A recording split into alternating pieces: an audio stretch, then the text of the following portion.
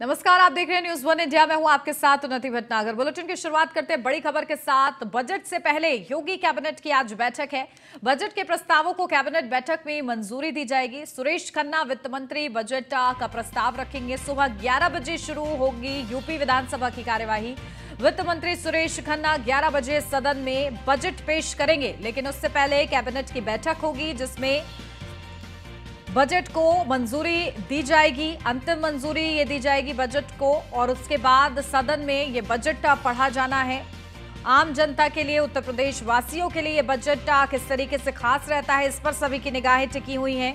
सुरेश खन्ना ये बजट प्रस्ताव रखेंगे कैबिनेट बैठक में भी, और सदन में भी वित्त मंत्री सुरेश खन्ना बजट पढ़ेंगे, जहां पेपरलेस ये बजट होगा। और इस बजट पर सभी की निगाहें हैं कि क्या कुछ खास होगा, किस तरीके से सरकार ने प्राथमिकता तय की है अलग अलग वर्गों के लिए, अलग अलग सेक्टर्स के लिए। क्या कुछ बड़ी राहतें रहती हैं आने वाले दिनों में, क्योंकि 2024 नजदीक है और ऐसे में चुनावी एजेंडा भी साधते हुए किस तरीके से इस बजट में बड़े ऐलान, बड़ी घोषणाएं की जाती हैं, ये भी देखना महत्वपूर्ण रहेगा। तो फिलहाल आज बजट का दिन है, यानी कि आज उत्तर प्रदेश सरकार बजट पढ़ेगी, जहां दूसरे कार्यकाल का योगी सरकार के दूसरा ये बजट होगा। महत्वपूर्ण ये बजट है, और लेकिन इससे पहले कैबिनेट की बैठक होगी। कैबिनेट बैठक में बजट के प्रस्ताव को मंजूरी मिलेगी और वित्त मंत्री सुरेश खन्ना ये बजट रखेंगे, बजट का प्रस्ताव रखेंगे। उस पर मोहर लगने के बाद सदन में इस बजट को पढ़ा जाएगा, जहां 11 बजे सदन की कार्रवाई जो है शुरुआत होगी उसकी। और इसी के साथ बजट का आगाज होगा कि बजट में क्या कुछ खास रहता है। फिलहाल 10 मार्च तक क्योंकि बजट सत्र है, लेकिन इससे पहले आज बजट का दिन है। बजट आज पढ़ेंगे वित्त मंत्री सुरेश खन्ना। पेपरलेस ये बजट होगा। किस तरीके से खास रहता है, जो बड़ा लक्ष्य उत्तर प्रदेश सरकार का है वो बजट के जरिए कैसे पूरा किया जाता है, ये देखना महत्वपूर्ण रहेगा। अलग अलग सेक्टर्स के लिए बजट क्या आवंटित रहता है, कितने चेहरों पर खुशी आती है इस बजट के बाद, ये देखना खास रहेगा।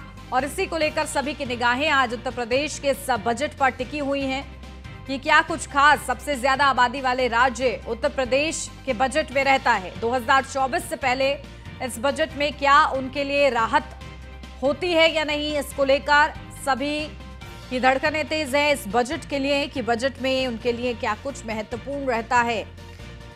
और बेरोजगारी और महंगाई का मुद्दा क्योंकि लगातार उठाया जाता रहा है, और ऐसे में युवा वर्ग के लिए, महिला वर्ग के लिए, किसानों के लिए क्या कुछ बड़े वादे रहते हैं, ये भी देखना खास है।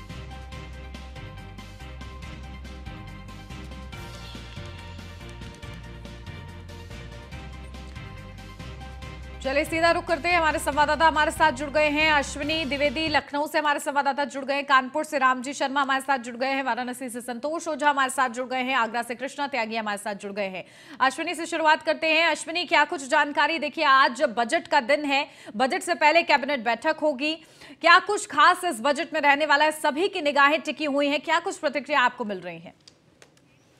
बिल्कुल बात करेंगे तो आज जो है उत्तर प्रदेश का बजट पेश होगा, और इसको लेकर के उससे पहले ठीक पहले कैबिनेट बैठक होगी। कैबिनेट बैठक के दौरान जो बजट होता है उसको मंजूरी मिलती है, उसके बाद ही बजट जो होता है वो सदन में पेश किया जाता है। 11 बजे उत्तर प्रदेश के जो वित्त मंत्री हैं सुरेश खन्ना वो बजट पेश करेंगे सदन के अंदर। इस दौरान देखा जाएगा कि बजट का जो आकार है लमसम 7 लाख करोड़ के आसपास का रहने की उम्मीद है, जो पिछले साल की अपेक्षा लमसम 10% ज्यादा होगा। पिछले साल 6,15,000 करोड़ का जो बजट पेश हुआ था, तो ऐसे में कहीं ना कहीं इस बार का बजट अब तक का सबसे बड़ा बजट पेश होने वाला। तो ऐसे में कहीं ना कहीं उम्मीद भी है लोगों को, चाहे वो रोजगार के लिए जो आग तलाश रहे हैं उनके लिए उम्मीद है, चाहे महिलाएं हो, किसान हो या व्यापारी, हर कोई कहीं ना कहीं इस बजट से उम्मीद रख रहा है कि उसके लिए कुछ ना कुछ बेहतर होगा, क्योंकि अगले साल 2024 का लोकसभा चुनाव होना है और ठीक उससे पहले ये बजट आ रहा है। तो ऐसे में ये जो बजट उत्तर प्रदेश का होगा वो कहीं ना कहीं केंद्रीय जो बजट रहा है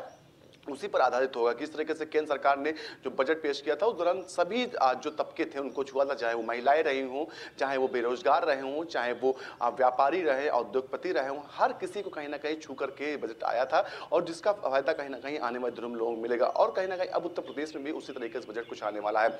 अगर बात करें उत्तर प्रदेश का जो बजट आ रहा है उसमें तमाम प्रावधान हो सकते हैं, जिसमें जो बेटियां हैं उनको लेकर के जो है प्रस्ताव आ सकता है, जिसमें बेटियां, 2 बेटियां जिनकी जो है अलग अलग जिलों पर ध्यान दिया जा रहा है। वाराणसी वासियों की क्या सोच है, किस तरीके से वो विकास चाहते हैं, क्योंकि आत्मिक विकास उनका काफी हुआ है। ऐसे में किस तरीके से व्यावसायिक रूप में अगर मैं बात करूं तो विकास की क्या बात वहां पर की जा रही है? देखिए, सही मायने में बजट एक आईना है विकास का, और स्वाभाविक सी बातें हैं कि विकास सबको चाहिए, चाहे वो राज्य सरकारें हों या केंद्र सरकारें हों या फिर इनके अधीन रहने वाली जनताएं हों। काशी वासियों की बात करें तो साफ सी बात है कि आध्यात्मिक क्षेत्र में खूब सारा विकास हुआ है, लेकिन यदि शहर की बात करें दूसरी तरफ तो पर्यटन उद्योग भी इसके साथ ही साथ न केवल 4 चांद लगा है बल्कि आकाश छू रहा है, ये कहना ज्यादा अच्छा होगा। अब रही बात सड़क के विकास की, तो निश्चित तौर पर बनारस में अभी कुछ ऐसे पहलू हैं जहां पे विकास की बहुत सारी संभावनाएं, जैसे कि हमने पहले कहा, शिक्षा वो क्षेत्र है जिससे लोगों को न केवल संबल मजबूती प्रदान की जाती है बल्कि ये कहा जाए कि उन्हें खड़ा होने में बल भी मिलता है। दूसरी ओर यदि देखा जाए कि जब पर्यटक किसी शहर में आते हैं तो शहर की खूबसूरती को निहारते हैं, आने जाने की ट्रांसपोर्टिंग को देखते हैं, और यही नहीं, इसके अलावा ये भी देखते हैं कि आखिर इस जगहों पे पहुंचने के लिए, उन पर्यटन स्थलों पे जाने के लिए हम कितने अपने आप को कन्वेंट समझ रहे हैं। तो समझा जा सकता है इन सारी बातों के लिए यातायात सबसे जिम्मेदार है। और बनारसियों की यदि बात करें, काशी वासियों की बात करें, तो इनका सीधा सीधा कहना है कि जो रोड के जाम का मकड़ जाल है, इस मकड़ जाल के लिए सड़क के चौड़ीकरण और चौड़ीकरण के साथ सुगम यातायात व्यवस्था की जरूरत है। ये अलग चीज है कि मेट्रो की प्रोजेक्ट यहाँ पे फेल हो गई है और रोपवे का प्रोजेक्ट यहाँ पे चालू किया गया है। तो देखना यह है कि इस बजट में बनारस के यातायात के लिए, या ये कहा जाए कि यातायात से जुड़ी बाकी चीजों के लिए क्या क्या प्राविधान किया जाता है और किन सुविधाओं को प्राथमिकता से सामने दिया जाता है। इसके अलावा यदि देखा जाए रेल मार्ग भी, हालांकि केंद्र का ये चैप्टर है, लेकिन बावजूद उसके आवाजाही में रेल मार्ग बहुत महत्वपूर्ण होता है। तो जो रेलवे ट्रैक्स है उसके अगल बगल के विकास करने के लिए राज्य सरकार की एक योजना थी, उस पे कुछ बातें होती हैं या उसे अभी भी रोक के रखा जाता है, ये भी देखने की बात होगी। इन सब के अलावा सबसे जो बड़ी बात होगी वो ये, जैसा आपने भी कहा और सब लोग जानते हैं कि बनारस का विकास जो हुआ है वो काफी अच्छा रहा है, चाहे वो घाट हो, चाहे मंदिर हो या फिर पर्यटन स्थल हो। लेकिन सबसे बड़ी बात है कि इन क्षेत्र से जुड़ी हुई जो दूसरी समस्याएं हैं, चाहे वो सीवर से जुड़ी हुई हो या फिर वो यातायात से जुड़ी हो या फिर बिजली से जुड़ी हुई, इन पे भी काम करने की जरूरत है। और काशी वासियों की यही चाह है कि इन चीजों पे न केवल ध्यान दिया जाए लेकिन बल्कि बजट में एक अलग से प्राविधान किया जाए इन चीजों के लिए। अब जो काशी वासियों को इंतजार इस बात का कि जब 11 बजे बजट आएगा तो 11 बजे के बाद काशी के खाते में क्या क्या मिलता है और किन किन चीजों को प्राथमिकता से आगे बढ़ाया जाता है। जी बिल्कुल, इसी पर सभी की निगाहें रहेंगी। ठीक है संतोष, बन रही है आप हमारे साथ। कृष्णा, देखिए विदेशी मेहमान आगरा में आए, जो बड़े वादे उत्तर प्रदेश सरकार ने उनसे किए हैं उनको भी कहीं ना कहीं जमीनी स्तर पर लागू करने की जरूरत है और इसके लिए भी बजट आवंटित किया जा सकता है। इस ओर किस तरीके से लोग इसको समझ पा रहे हैं? बिल्कुल उन्नति जी, मैं आपको बता दूं कि जिस प्रकार जो बजट है, ऐतिहासिक बजट पेश होने वाला है, उसको लेकर आगरा वासियों की काफी नजर उस पर है और सभी वर्ग के लोगों को इस बजट को लेकर काफी उम्मीद है।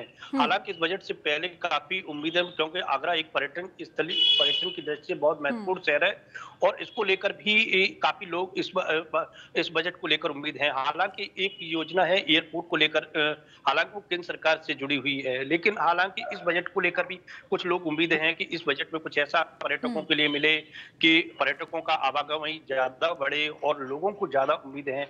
और सबसे ज्यादा इस बजट को लेकर जो सामान्य वर्ग की जो महिलाएं हैं, मध्यम वर्ग की, उन महिलाओं को काफी उम्मीद है क्योंकि उनकी महंगाई, जो गृहिणी महिलाएं हैं उन्हें जो गैस को लेकर परेशान होना पड़ता है। कई ऐसे सामान हैं जो रसोई के जो सामान होते हैं उसको लेकर बजट में कुछ खास नजर आए। इसके अलावा व्यापारियों को भी काफी उम्मीद है क्योंकि व्यापार वर्ग भी इस 2 साल से जो देखा जा रहा है कोरोना काल से, वो व्यापार भी काफी प्रभावित रहा है। उसको लेकर भी व्यापारी काफी उम्मीदें लगाए हुए हैं। तो इस पूरे बजट को लेकर क्या कुछ खास देखने को मिलेगा बजट उन्नति जी, ये देखने वाली बात होगी जी। बिल्कुल राम जी, देखिए कानपुर मैनचेस्टर ऑफ इंडिया किसी जमाने में किस तरीके से इंडस्ट्रीज वहां पर डेवलप हुआ करती थी, आज इंडस्ट्रीज के लिए क्या कुछ खास इस बजट में हो सकता है, कैसे वहां पर उम्मीदें लगाई गई हैं इसको लेकर?